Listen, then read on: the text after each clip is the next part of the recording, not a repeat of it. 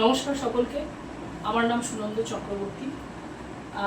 আমি from zero থেকেই পড়াবো তোমাদের সবাইকে, এবং আমি তোমাদের জেনারেলি ইতিহাসটাই পড়াবো, এবং ইতিহাস এবং সাথে ইংরেজিটা। আমরা ফ্রম জিরো থেকে চেষ্টা করেছিলাম যে যতটা তাড়াতাড়ি সম্ভব ডিজিটাল মিডিয়ায় আসা বা এই ইউটিউব বলো, কিন্তু সমস্যাটা যেটা হয়ে দাঁড়ালো আমাদের কিছু প্রযুক্তিগত বা বলা যেতে পারে যান্ত্রিক গোলযোগ, এটা কারণ এটা আমাদের প্রথম ইনিশিয়েটিভ, এবং প্রথম ইনিশিয়েটিভে যেটা হলো যে আমাদের সেই রকমভাবে আর হয়ে ওঠে, যার জন্য আমরা অত তাড়াতাড়ি আসতে পারি। কিন্তু এইবার চেষ্টা করব যে তোমাদের সামনে তোমাদের যে পরীক্ষার লেসনগুলো রয়েছে, যে সাবজেক্টগুলো রয়েছে, সেগুলোকে যত তাড়াতাড়ি সম্ভব তোমাদের সামনে পৌঁছে দেব। আজকে আমরা ইতিহাসটা শুরু করতে চলেছি। ইতিহাসের ক্ষেত্রে তোমরা হয়তো স্কুলেও শুনে ফেলেছো বা জেনেও ফেলেছো, কিন্তু তাও আমি একটু ক্লিয়ার করে দিই যে ইতিহাসের ক্ষেত্রে তোমরা কীরকম কী প্রশ্ন পাচ্ছ সেটা নিয়ে আমি একটা ছোট্ট আলোচনা করে দেব, সেটা শর্টসের মাধ্যমে আমি করে দেব। এছাড়া তোমাদের যা যা সমস্যা হবে, তোমাদের ম্যাটেরিয়াল বলো বা কোন কোন সাজেশন কী ফলো করবে বা না করবে, সেটাও তোমরা আমাকে জানাবে।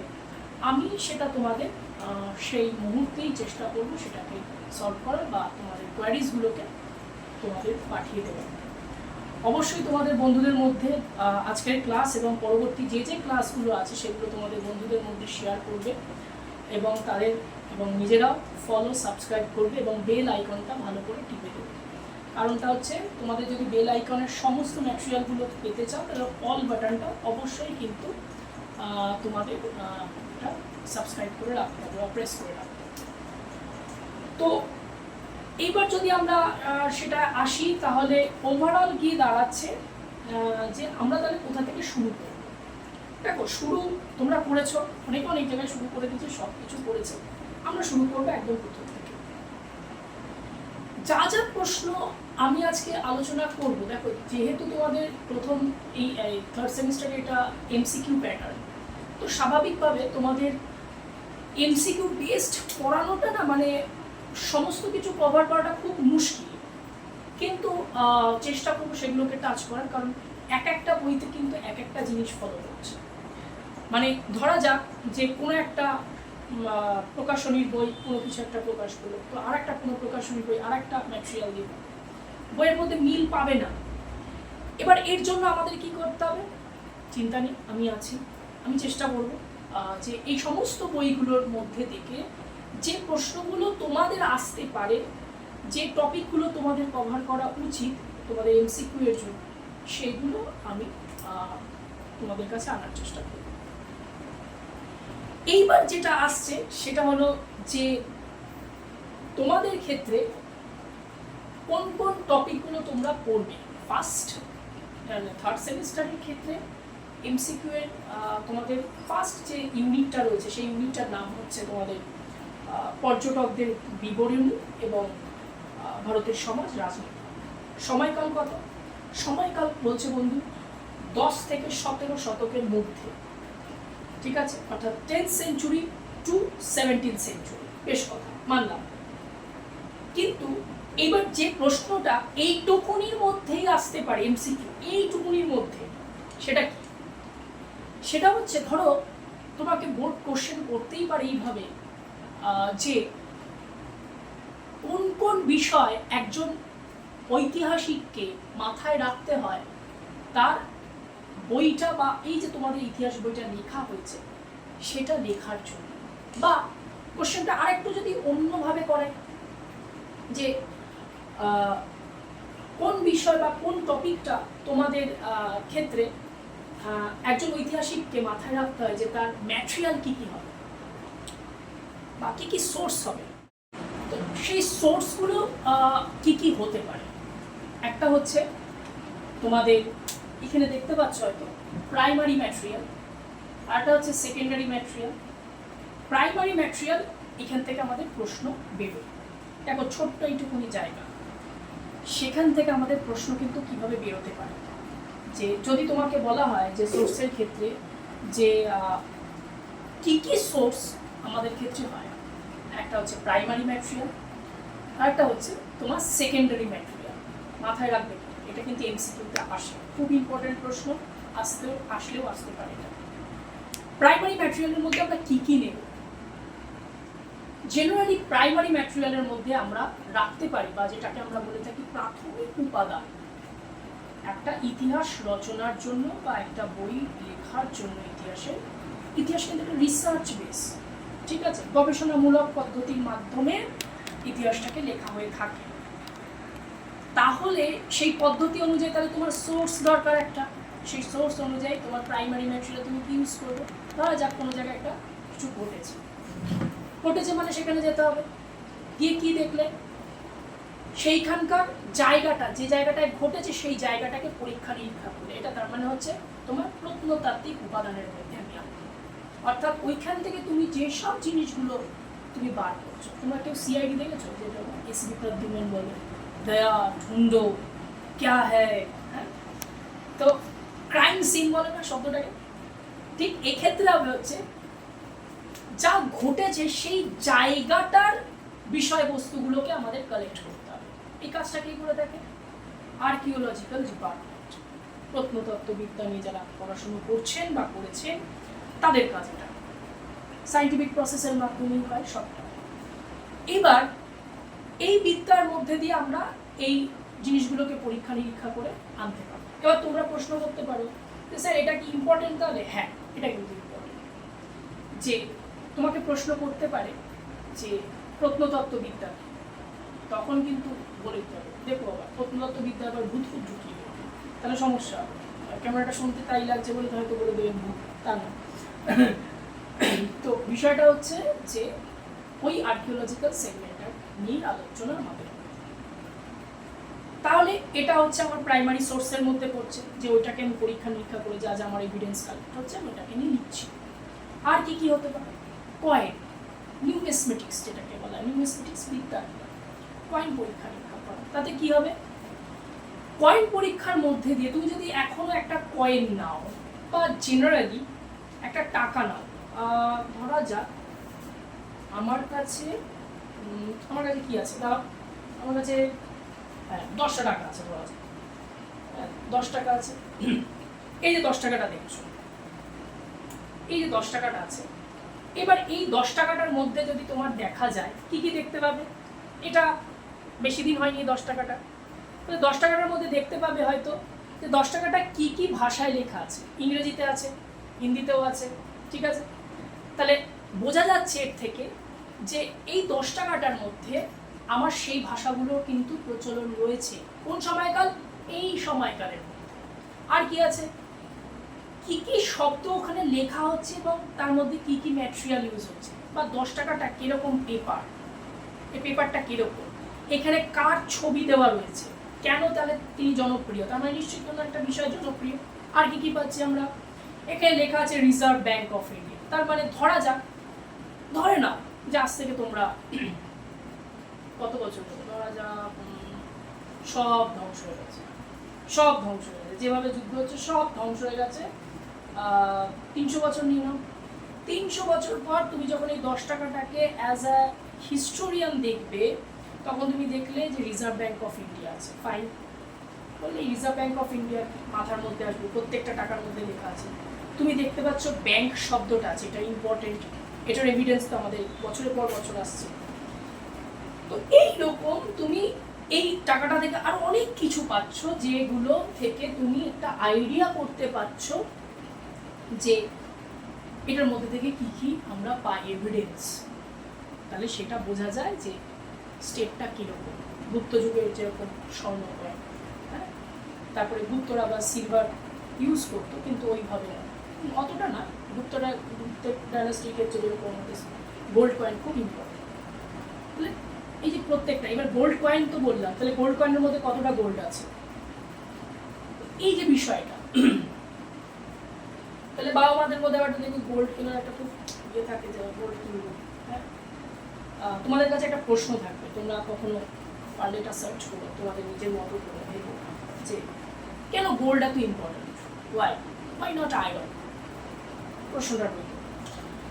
আচ্ছা, তাহলে সেটা যাই হোক, ব্যাক অফ আওয়ার কোশ্চেন। তাহলে সেই জায়গাটা থেকে নিউমেসমেটিক্স হলো, হ্যাঁ বেশ কথা।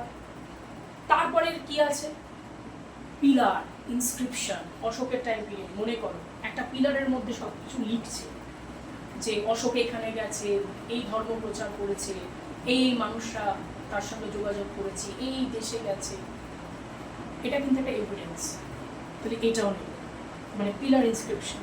আর কি, সৌধ বা মিনার বা স্কাল্পচার, হ্যাঁ শিল্পরীতি, হ্যাঁ এই যে কলা বৃত্ত যেসব বিষয়গুলো রয়েছে, এইগুলোকে নিয়ে আমাদের কিন্তু সেই সময়কার প্রাইমারি বলা যেতে পারে ম্যাটেরিয়াল বা প্রাথমিক। বেশ, আর কি কি আছে? আর যেটা রয়েছে সেটা হচ্ছে তোমাদের ক্ষেত্রে এটা হলো, হ্যাঁ সেটা হচ্ছে তোমাদের অবভিয়াসলি এই পর্যটকদের একটা ভূমিকা, যে পর্যটকরা বা ট্রাভেলার, হোয়াইট ট্রাভেলার। দেখো তোমরা যখন আজকাল কোথাও তোমরা যাচ্ছ, ব্লগ বানাও না, ব্লগ যেরকম এই ঘুরতে যাচ্ছি গাইস তোমরা দেখতে পাচ্ছ আমরা এখানে গেছি, ওখানে গেছি, সেখানে গেছি, ফাইন, খুব ভালো। এবার এটাকে ধরা যাক কেউ একজন ইন্টারনেটে রেখে দিয়েছে, সে তো আর লেখেনি, ভিডিও করে রেখে দিয়েছে, কেউ কেউ আবার ডায়েরি লেখতো। এবার সে তখন গিয়ে কি করলো, এটা ইন্টারনেটে ছেড়ে দিয়েছে। ঠিক সেরকমই আজ থেকে মোটামুটি ধরে নাও 50-60 বছর পর কোনো একজন মানুষ ওই এলাকাটা সম্পর্কে দেখছে এবং তারা দেখতে পাচ্ছে যে এই এলাকাটা এরকম ছিল। তাহলে ওর যে এই যে ডেসক্রিপশন বা এই যে এইখানে এই খাবার পাওয়া যাচ্ছে, এইখানে এইটা দেখা যাচ্ছে, এটা ওখানে দেখা যাচ্ছে, ইট ক্যান বি ইউজফুল। তাহলে সেই সময়কার ব্লগার, কেটে দাও নাহলে ব্লগার বলে খুব উল্টোপাল্টা হয়ে যাবে, সেই সময়কার যারা ট্রাভেলার এবং যারা খুব সিরিয়াসলি লিখতে এসছেন, যারা সিরিয়াসলি লিখছেন, একটা ভ্রমণ কাহিনী লিখছে, পর্যটকেরা, তারা কিন্তু সেই জায়গার রাজনৈতিক, সাংস্কৃতিক, বলা যেতে পারে সামাজিক, এই সমস্ত কিছুরই কিন্তু অর্থনৈতিক এই বিষয়গুলো তারা একটা লেখা কোনো না কোনোভাবে লিখে গেছে। কী কী বলতে পারি, হিউয়েনসাং আছে, ফাহিয়েন আছে, আরও অনেকে রয়েছে। বানভট্টের কিছু লেখা পাবে, যেগুলো যদিও বানভট্ট ওরকমভাবে ট্রাভেলার নয়, বা এই যে এদের লেখা, লেখা কিছু স্ক্রিপচার্স, এইগুলোর মধ্যে না সেই সময়কার অনেক কিছু পাওয়া যায়। তো এই জায়গাগুলো থেকে আমরা ব্যাপারটাকে ভাবতে পারি। সুলতানি আমলে যদি তোমরা যাও, অনেকেই এসছেন, আল-বেরুনি থেকে শুরু করে, তারপরে পরবর্তীকালে দেখতে গেলে যে ট্রাভেলিয়ার আসছে, তারপরে আসছে আরও পরে, যেটা একদম পরে গিয়ে আসছে রাজরাজার আমলে কিছু ট্রাভেলার আসছে, আব্দুল রাজ্জাক। তো এই যে ট্রাভেলারদের লেখা, এগুলো থেকে আমরা কি এভিডেন্স পাই সেইগুলো। এবার বন্ধু তোমাদের ক্ষেত্রে কিন্তু একটা ব্যাপার আছে যে এইখান থেকে কিন্তু একটা প্রশ্নের গোটা লট আসে, যে কার বিবরণীতে কি পাওয়া গেছে, কোন রাজ্য সম্পর্কে কথা বলা হয়েছে। একটা লাইন লিখে দেবে, 4টে অপশন দিয়ে দেবে, তোমাকে সেটা বলতে হবে। তো এই পার্টিকুলার জায়গাগুলো কিন্তু ইম্পর্টেন্ট। যখন আমরা একদম এই বিষয়গুলো নিয়ে ট্রাভেলারদের নিয়ে ডাইরেক্ট আলোচনাটা করবো, তখন তোমরা দেখতেও পাবে, আমি আলোচনাও। এইগুলো রয়েছে প্রাইমারি ম্যাটেরিয়াল। এবার সেকেন্ডারি ম্যাটেরিয়াল কি কি, এগুলো বাদে যা যা পড়ছে, ধরা যাক যে তুমি কারোর বই ইউজ করছো, তার বইকে ইউজ করে এবং প্রাইমারি ম্যাটেরিয়াল ইউজ করে তুমি নিজে কিছু, এই যে কারোর বই ইউজ করলে এটা কিন্তু তোমার সেকেন্ডারি ম্যাটেরিয়াল। তো সেকেন্ডারি ম্যাটেরিয়ালগুলো কিন্তু আমাদের ক্ষেত্রে ইম্পর্টেন্ট, ঠিক আছে? তো সেটা একটা বিষয়, যে কোনো বই হতে পারে, নিউজ পেপারের কাটিং হতে পারে, হ্যাঁ সমসাময়িক, কিন্তু সমসাময়িক নিউজ পেপারের কাটিং, তাহলে সেটা আছে। এবার তোমরা যদি বইগুলোকে দেখো, তাতে এবার আমরা যদি সরাসরি ঢুকে যাই 647 খ্রিস্টাব্দ, এই টাইম পিরিয়ডটা থেকে শুরু করে আমরা যদি মোটামুটি 10ম শতক পর্যন্ত যাই, আমরা গোটা ভারতবর্ষের ম্যাপটাকে, ম্যাপ না, এটা আমরা জাস্ট নর্থ, ইস্ট, ওয়েস্ট এবং সাউথ, এই জায়গাটা যদি আমরা ভালো করে দেখি তাহলে আমরা দেখতে পাবো যে এখানে কয়েকটা রাজবংশ দেখা যায়। কিরকম? ধরা যাক কাশ্মীর, উৎপল এবং লোহার। প্রশ্ন আসতে পারে বন্ধু, কোন ডাইনাস্টির কথা বলা হলো? কাশ্মীরের উৎপল এবং লোহার ডাইনাস্টি, সেই সময়কার রাজবংশ বলতে পারে। আরেকটা সেটা হচ্ছে পূর্বের দিকে, তাহলে কি আছে? পূর্বের দিকে অবশ্যই আছে পাল সেন। এখান থেকে প্রচুর প্রশ্ন বেরোয় পাল সেন থেকে, পাল সেনরা রয়েছে। বেশ, আর কি আছে? এবার যদি উত্তর ভারতের দিকে আর একটু যাওয়া যায়, সেটা হচ্ছে প্রতিহার আছে, তারপরে হচ্ছে পরমার রয়েছে, তারপরে হচ্ছে গাহরওয়াল রয়েছে, তারপরে হচ্ছে চৌলুক্য রয়েছে, চৌহান রয়েছে, এরা প্রত্যেকে রয়েছে। পৃথ্বীরাজ চৌহান, পৃথ্বীরাজ চৌহানের কাহিনী তোমাদের একদিন একটা শর্ট করে বলবো, তোমাদের ভালো লাগবে সেটা। এরপর খ্রিস্টীয় শতক যখন ত্রয়োদশ শতকে চলে যাচ্ছে, মানে 13th সেঞ্চুরিতে চলে যাচ্ছে, এই টাইম পিরিয়ডে কিন্তু আমরা কিছু চেঞ্জেস দেখতে পাই। কি কি চেঞ্জেস, সেগুলোকে নিয়ে আমরা একটু আলোচনা করব। ধরা যাক আমরা এখন 13th সেঞ্চুরিতে রয়েছি। 13th সেঞ্চুরিতে অনেকটা পিছিয়ে এসেছি, এগিয়ে গেছি আমরা 13th সেঞ্চুরিতে। এবার এই গোটা 13th সেঞ্চুরিতে কিছু ডেভেলপমেন্ট হচ্ছে কিছু বংশের ক্ষেত্রে বা সাম্রাজ্যের ক্ষেত্রে। সেগুলো কিভাবে ঘটছে আর কেনই বা ঘটবে, সেটা একটা বড় প্রশ্ন। শুরু করা ধরা যাক যে এই খ্রিস্টীয় ত্রয়োদশ শতকে অর্থাৎ 1206, আমরা 1206 থেকে নেব। সালটা মাথায় রাখবে প্রত্যেকে, যে আমরা নেব হচ্ছে 1206। এই সালটা কি আমল বলা হয়? সুলতানি আমলকে। 1206 সালটা যদি দেখি আমরা, তাহলে সেই সময় আসছে সুলতানি শাসন। এই সুলতানি শাসন কিন্তু খুব ইম্পর্টেন্ট। এখান থেকে তোমাদের অনেকগুলো প্রশ্ন দেবো। প্রথম কথা যেটা সবার আগে এমসিকিউ বেরিয়ে যায়, সেটা হচ্ছে সুলতানি আমল কখন শুরু হয়েছে? 1206, একটা কিন্তু এমসিকিউ, এটা মাথায় রাখতে হবে।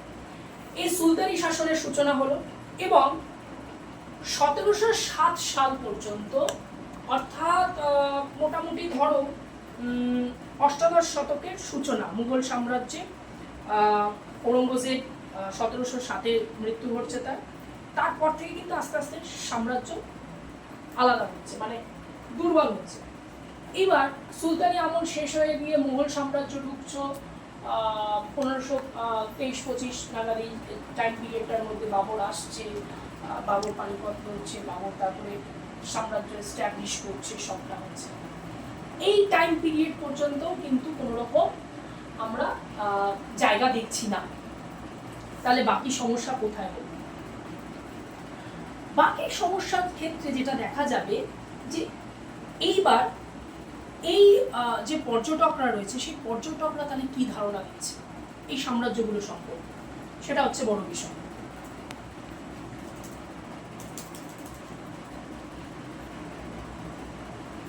ধরা যাক একটা সাম্রাজ্য, সেই সাম্রাজ্যটার ক্ষেত্রে একটা সাম্রাজ্যের কাঠামো হয়, অর্থাৎ সাম্রাজ্যটা কিভাবে চলবে। লাইক ধরে নাও যে সাম্রাজ্যটা অটোক্রেটিক বা নাকি ডেমোক্রেসি মেনটেন করবে, নাকি সাম্রাজ্যটা লিবারাল থাকবে, নাকি মানুষের হাতে দিয়ে দেবে। এই সবটা মিলেই কিন্তু সাম্রাজ্য অ্যাকচুয়ালি শুরু বা শেষটা হয়। তাহলে যদি এটা হয়ে থাকে তাহলে ওভারঅলটা তাহলে কি? প্রশ্ন হলো যে এই সাম্রাজ্যগুলো শাসনের জন্য আমরা যেটা ফলো করি সেটা হচ্ছে কি, যে শাসনতান্ত্রিক কাঠামোটা কি হবে। তাহলে 10 থেকে সপ্তদশ শতকের যে শাসনতান্ত্রিক কাঠামোটা আমরা তাহলে কি করব, মানে 10th সেঞ্চুরি থেকে 17th সেঞ্চুরি পর্যন্ত শাসনতান্ত্রিক কাঠামো কি হবে। প্রাচীন ভারতের সব থেকে বড় বিষয় ছিল কিন্তু দৈব সত্ত্ব। কি বললাম? দৈব সত্ত্ব, এটাও একটা প্রশ্ন। দৈব সত্ত্বের ক্ষেত্রে অনেকগুলো বিষয় থাকে, যে আমি কেমন রাজা, সেটা একটা ইস্যু। যে আমি কি ঈশ্বরের মাধ্যমে আসছি, নাকি আমি নিজে রেডি হয়ে এসছি যে তোমাদের সবার মাঝখানে আসবো, এসে আমি রাজা এরকম হবো, নাকি একটু আলাদা হবে? না, প্রাচীন ভারতের ক্ষেত্রে জানো তো অনেকটাই পৃথিবীর অন্যান্য দেশগুলোর মতোই বলা হয়ে থাকে যে রাজা আসলে হচ্ছে ঈশ্বরের প্রতিনিধি, মানে ঈশ্বর তাকে ডিসাইড করে পাঠিয়েছে, এইরকম একটা ব্যাপার যে ঈশ্বরের থেকে অবতার, এইটা কিন্তু মাথায় রাখবে। দৈব সত্য মানে ঈশ্বরের অবতার। প্রশ্ন কিন্তু এখান থেকেও আসে। আমি দিয়ে দেবো যে কোন কোন কোশ্চেনগুলো তোমরা আরো করবে, আমি প্রত্যেকটা আলোচনা করতে করতে যাচ্ছি। ঈশ্বরের অবতার, এবার এই ঈশ্বর কেমন? এবার ঈশ্বর হয়েছে মানে স্বাভাবিকভাবে তোমার একটা আলাদা পাওয়ার থাকবে, মানুষ মানবে, মানুষ ঈশ্বরকে নিজের সবকিছু মনে করে। মানে ঈশ্বর যদি কাউকে একটা মনে করেন, ধরা যাক আমাকে মনে করলো যে যা তুই আজকে রাজা, তাহলে স্বাভাবিকভাবে মানুষ মনে করলো এবং রাজাও প্রমাণ করলো। কিভাবে প্রমাণ করলো? যজ্ঞ, তারপরে আরো কিছু যজ্ঞ আছে, যেমন হচ্ছে ধরো বাজপেয় যজ্ঞ, অশ্বমেধ যজ্ঞ, এইসব যজ্ঞগুলোর মধ্যে দিয়ে রাজা নিজেকে এস্টাবলিশ করতেন যে আমি হচ্ছি রাজা, শুধু নয় দেবতা আমাকে ঈশ্বর হিসেবে এখানে সিলেক্ট করেছে। এই হচ্ছে ওভারঅল কনসেপ্ট, এটাকে আমরা বলে থাকি দৈব সত্য, দৈব সত্যের কনসেপ্ট। এই দৈব সত্যের কনসেপ্ট থেকে কিন্তু তোমাদের প্রশ্ন তোমরা পাবেই পাবে। এবার হচ্ছে ঈশ্বরের অবতারটা আমি প্রতিষ্ঠা করলাম, কিন্তু কিছু কিছু রাজার পেছনে দেখবে একটা উপাধি থাকে না, যে এই উপাধি, যেমন ধরো মহারাজাধিরাজ, রাজাধিরাজ, রাজা, এই যে শব্দগুলো রাজা, মহারাজাধিরাজ, তারপর হচ্ছে পরম ভট্টারক্ষ, পরমেশ্বর, হ্যাঁ, আরো যেসব টাইটেল আছে কিরকম, যেমন ধরো গজপতি, নরপতি, হ্যাঁ, এই যে টাইটেলগুলো, এই টাইটেলগুলো কিন্তু আমাদের প্রত্যেকের ক্ষেত্রে ইম্পর্টেন্ট। এই টাইটেল নেওয়ার রীতিটা কিন্তু ষোড়শ মহাজনপদের ঠিক পরের সময়কাল থেকে আসছে, যেখানে রাজা নিজেকে এই পাওয়ারটা ঘোষণা করছে। কাইন্ড অফ বলা যেতে পারে যে এই টাইটেলটা দেখে আমি বুঝতে পারবো যে এই রাজার পাওয়ারটা কত। যেমন ধরা যাক আজকে আমি যদি তোমাদের একটা বলি যে চক্রবর্তী, টাইটেল আমরা জানি, কিন্তু সেই সময় কিন্তু চক্রবর্তী সম্রাট ছিল, ঠিক আছে? চক্রবর্তী সম্রাট, এই যে চক্রবর্তী সম্রাট,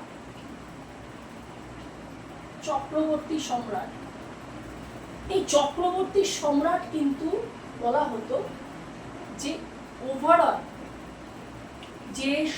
যেখানে আমি আমার সাম্রাজ্যটা রাখলাম, ধরা যাক আমি আমার সাম্রাজ্যটা ওভারঅল রাখলাম যে এই ধরো এইটুকুনি জায়গা, কিন্তু এইটুকুনি জায়গার মধ্যে নর্থ সাউথ রয়েছে।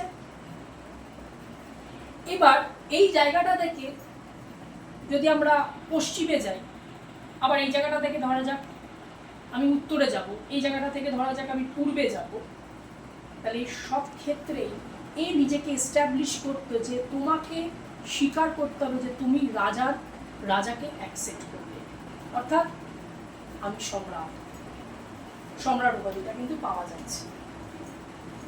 তার মানে সে এস্টাবলিশ করে দিল যে আমি এটা হলাম সবকিছু। বেশ কথা। তাহলে এই রাজার ওপর বেস করে তোমার প্রশ্ন এবার আসবে। তাহলে দেখো অনেকগুলো প্রশ্ন আছে যে দৈব সত্য কি, এখান থেকে প্রশ্ন বেরোবে। কয়েকটা সম্রাটের দৈব সত্যের কনসেপ্টটা তোমাকে জিজ্ঞেস করবে ভালো করে, কোন সময়কালে কে কোন রাজার উপাধি নিচ্ছে, বা সেটা নিয়ে আমরা আলোচনা করব। যেমন ধরা যাক যে আমরা সবার আগে যেটা নিয়ে আলোচনা করব, যেটা আমাদের কাছে সব থেকে বেশি ইম্পর্টেন্ট বলা যেতে পারে, সেটা হচ্ছে গুপ্ত সাম্রাজ্য। গুপ্ত সাম্রাজ্যের কথা তোমরা প্রত্যেকেই জানো, প্রায় কম বেশি জানো, বেশি কিছু আমরা কেউই জানি না, কিন্তু জানার চেষ্টা করবো যে গুপ্ত সাম্রাজ্যের ক্ষেত্রে কোন কোন আমাদের উপাধিগুলো পেত গুপ্ত সম্রাটরা। অবভিয়াসলি আমরা তো কি কি উপাধি পাওয়া যাচ্ছে। প্রথম কথা হচ্ছে, যেমন ধরো গুপ্ত সম্রাটরা ইউজ করতো মহারাজাধিরাজ, ব্যাঘ্র পরাক্রম কে ইউজ করতো? চন্দ্রগুপ্ত, সমুদ্রগুপ্ত, যার কয়েনের মধ্যে দেখবে বাঘের মোটিভ আছে, বিনার মোটিভ আছে, এবং তার বাবা মা যে একটা রয়েছে সামনাসামনি মুখোমুখি দাঁড়িয়ে সেটার মোটিভ রয়েছে, এগুলো রয়েছে। পাল রাজারা কি উপাধি ইউজ করত? পাল রাজারা, প্রশ্ন, পাল রাজারা ইউজ করতে হচ্ছে Pal, sorry water is not working, fine, okay, Pal রাজারা, পালরা কি ইউজ করতো? পালরা ইউজ করছে হচ্ছে সেই সময় পরমেশ্বর পরম ভট্টারক মহারাজার কাজ। কি কি? পরমেশ্বর পরম ভট্টারক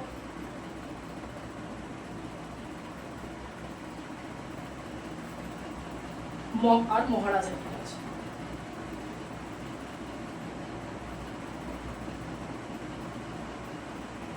এই সবকটা কিন্তু আবার গুপ্তের ক্ষেত্রেও পাওয়া যাচ্ছে,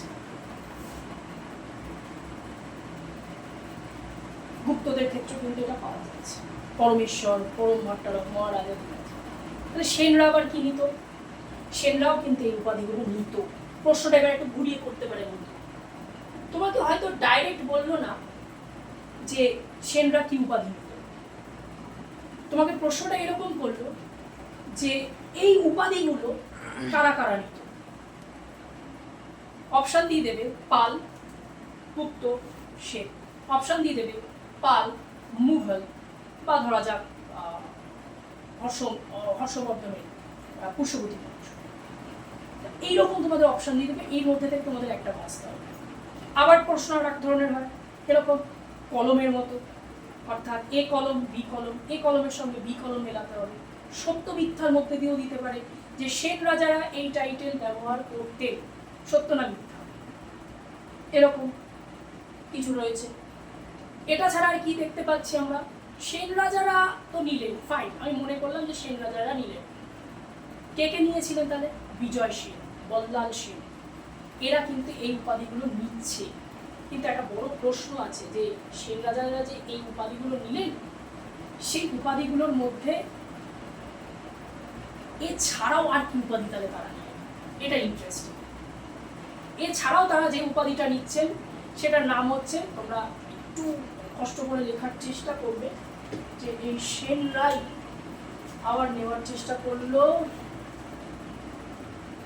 সেটা হচ্ছে সবার প্রথম অরিরাজ বৃষভ শঙ্কর। অরিজিৎ সিং না কিন্তু, অরিরাজ বৃষভ। মনে রাখবো কি করে বন্ধু? বলে দিচ্ছি। এই গোটাটাকে মনে রাখতে গেলে ভাগ করে নাও, অরিরাজ বা অরিরাজ করতে পারো, বৃষভ সাত, শঙ্কর মহাদেব, এরকম। অরিরাজ বৃষভ শঙ্কর আছে, অরিরাজ নিঃশঙ্কর রয়েছে, ঠিক আছে? মানে এই যে অরিরাজ নিঃশঙ্কর, অরিরাজ নিঃশঙ্কর রয়েছে। অরিরাজ মর্দন শঙ্কর রয়েছে, হ্যাঁ অরিরাজ মর্দন শঙ্কর রয়েছে, রাইট। তাহলে অরিরাজ মর্দন শঙ্কর, দেখো একটা শঙ্করের সঙ্গে একটা কাল্পনিক আলোচনা যাচ্ছে, প্রশ্ন বেরোতে পারে যে শিবের ভক্ত কি তারা ছিল সেনরা?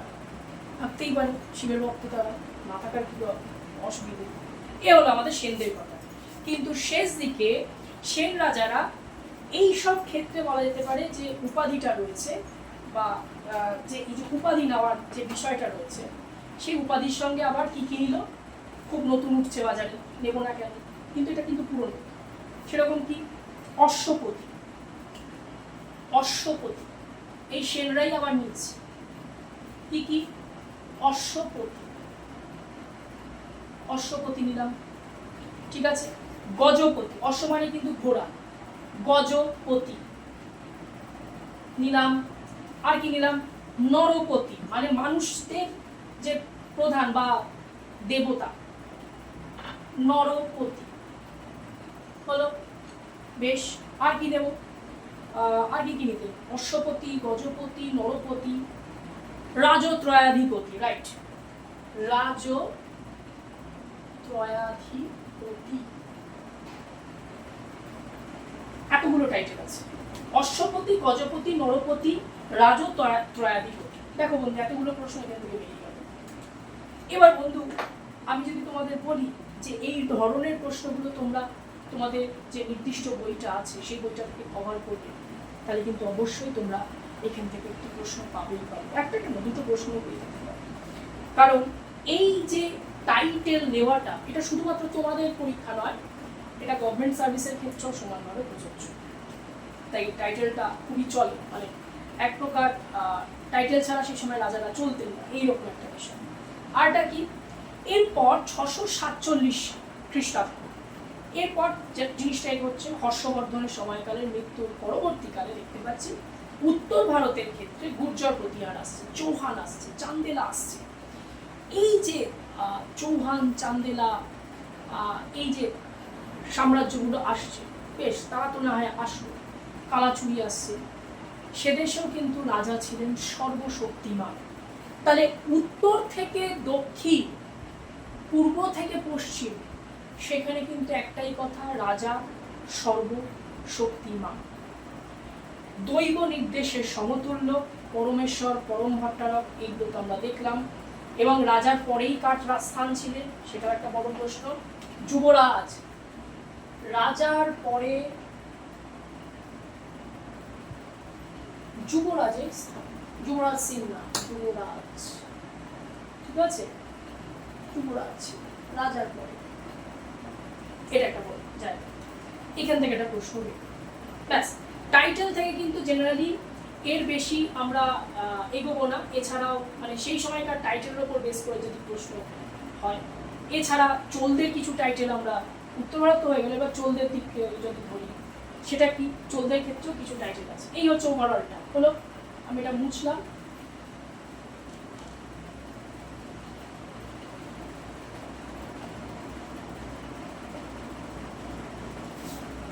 তো টাইটেলের ক্ষেত্রে চোলদের কি ছিল, একটা তোমরা কেউ একটা সিনেমা দেখেছো, সিনেমাটার নাম আমি এই মুহূর্তে মনে করতে পারছি না,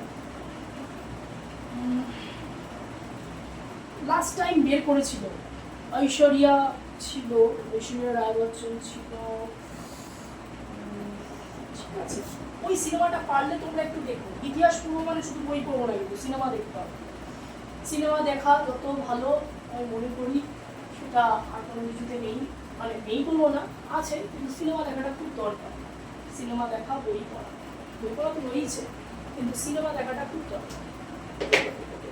চোলের ক্ষেত্রে আমরা দেখতে পাই যে চোল মার্তণ্ড, এই টাইটেলটা দেখতে পাই, পাণ্ডকুলা সানি,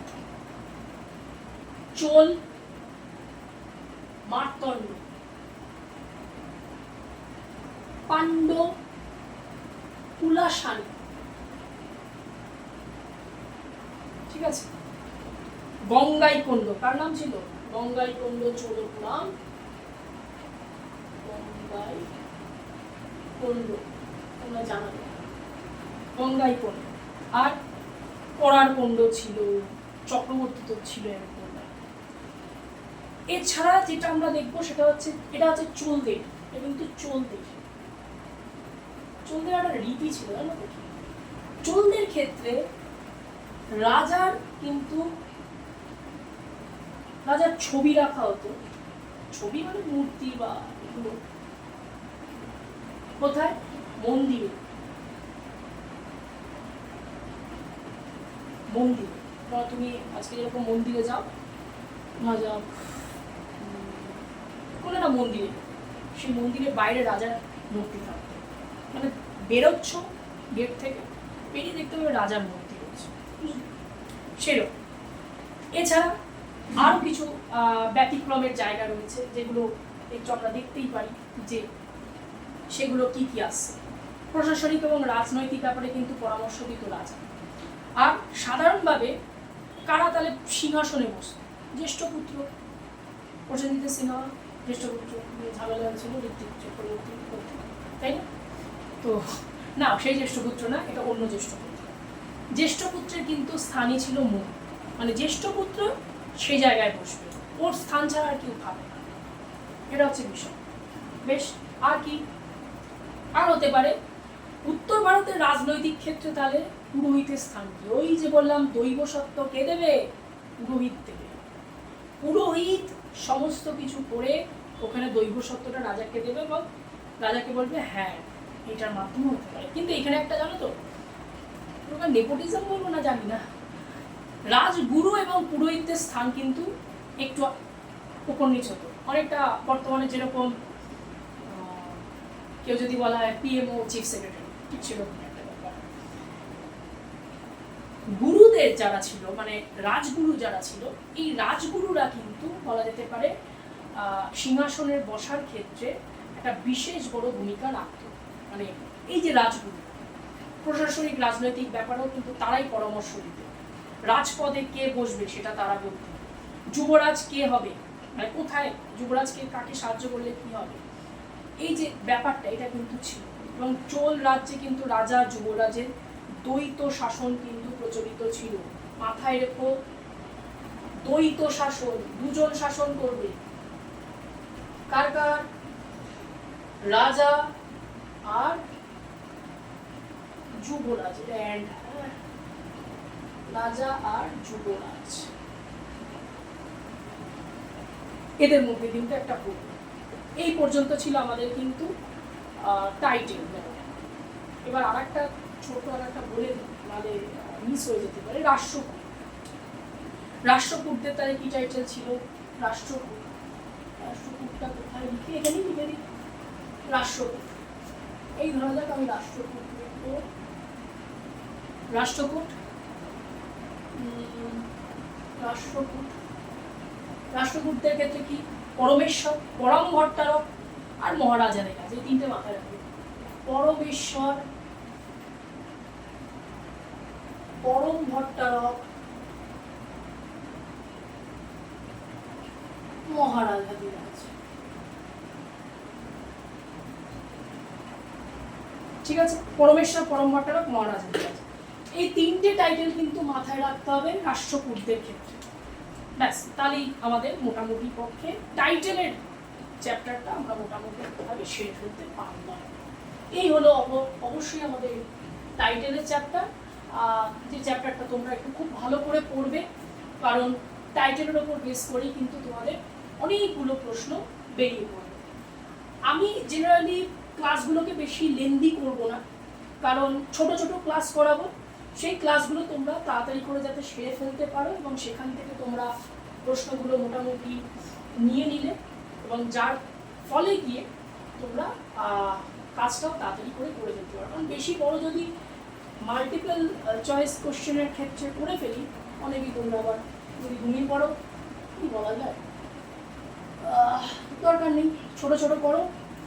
ছোট ছোট করতে করতে এক একটা করে তোমরা ভিডিও দেখবে এবং সেটার প্রশ্ন সলভ করবে। তাহলে কি বললাম যে প্রথমে আমরা ফোকাস করব কোথা থেকে কি ম্যাটেরিয়াল, তারপরে পর্যটকদের কথা বিবরণী একটা আসছে, তারপর থেকে তোমরা শুরু করছো যে এই টাইটেলের জায়গা, তাহলেই কিন্তু তোমাদের হয়ে যাচ্ছে।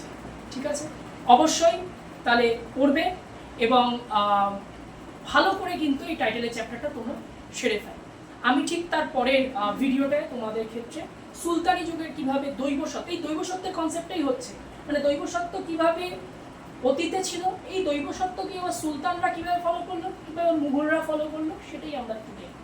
এটা নিয়েই কিন্তু এই চ্যাপ্টারটার প্রথম ভাগটার আলোচনা। ঠিক আছে, সবাই ভালো থাকবে, অবশ্যই এটা সেরে ফেলবে, কারণ এই ছোট্ট ভিডিওটা সেরে ফেললে তোমরা অনেকটা এগিয়ে যেতে পারবে। আর প্রশ্ন এইখান থেকেই যা যা করালাম সেই প্রশ্নগুলোই তোমাদের বেশিরভাগ ক্ষেত্রে আসবে। এই চ্যাপ্টারটা হয়ে যাওয়ার পর আমি একটা গোটা তোমাদের ছবি দিয়ে দেবো, কিছু মার্ক করা জায়গা, যে মার্ক করা জায়গাগুলো দেখে তোমরা সেটা একটা পড়তে পারো। পিডিএফ আকারেও দিতে পারি বা আমি একটা হয়তো ছবি তুলে দেবো। পরের ক্লাসে আমি সুলতানি যুগটাই করাবো। আর ব্যাস, সবাই পড়ো, মন দিয়ে পড়ো, সাবস্ক্রাইব করো আর বেল আইকনটা প্রেস করে দেবে, বন্ধুদের পাঠাতে ভুলবে না। Thank you so much.